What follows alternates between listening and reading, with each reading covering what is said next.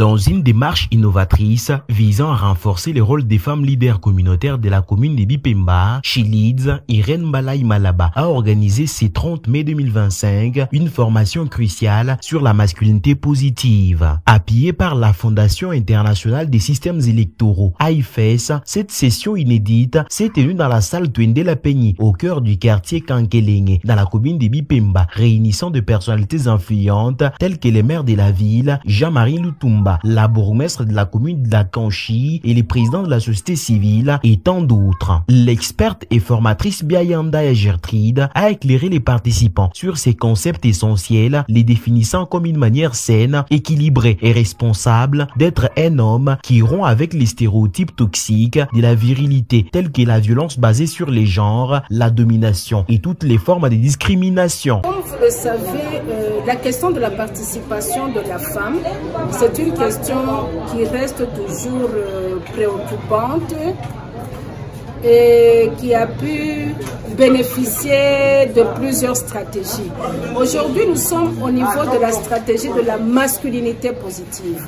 De quoi s'agit-il exactement? Au courant de cette formation, nous avons voulu passer l'information aux hommes parce qu'il faut dire que les premières cibles, ce sont les hommes et les garçons. Pourquoi? Parce que dans le cas de la masculinité positive, nous voulons que les hommes accompagnent la participation de la femme.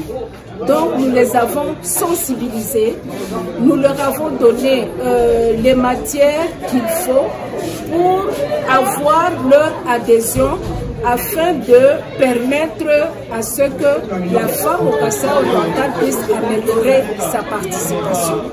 Après une session interactive de questions-réponses, Chilids, Irène Mbalayi Malaba a rendu un vibrant hommage au président de la République, Félix Tshisekedi, salué comme un champion de la masculinité positive avant d'inviter les participants à signer un acte d'engagement. Cet engagement solennel vise à diffuser ces nouveaux paradigmes dans tous les recoins du Kassai oriental. Nous avons la structure des droits humains qui est ici représentée.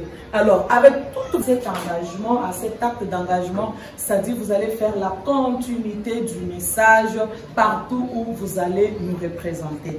Déjà, grâce à 1000 personnes ici qui connaissent et qui maîtriseront maintenant ce que veut dire la masculinité positive, l'intégration de la femme. La femme ne doit plus être marginalisée. Les mots, l'essence même de la masculinité positive. Émerveillés par cette première formation sur la masculinité positive, quelques participants se sont livrés à la presse. Le nouveau paradigme, c'est quelque chose qui est à la mode dans l'évolution des choses. Il s'agit tout simplement de mettre ensemble les hommes et les femmes dans cette formation pour arriver à creuser ce grand concept de masculinité positive. Je ne voudrais pas aller dans les définitions très compliquées, mais il s'agit de voir tout ce qu'il y a à faire de positif pour promouvoir la femme.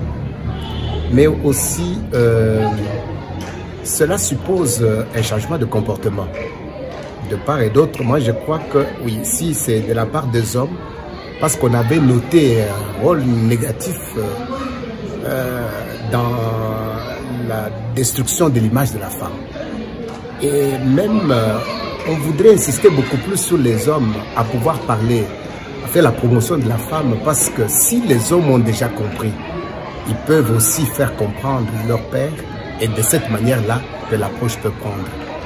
Pourquoi? Parce que le faire, c'est montrer qu'effectivement, nous sommes déjà à une autre manière de considérer les choses.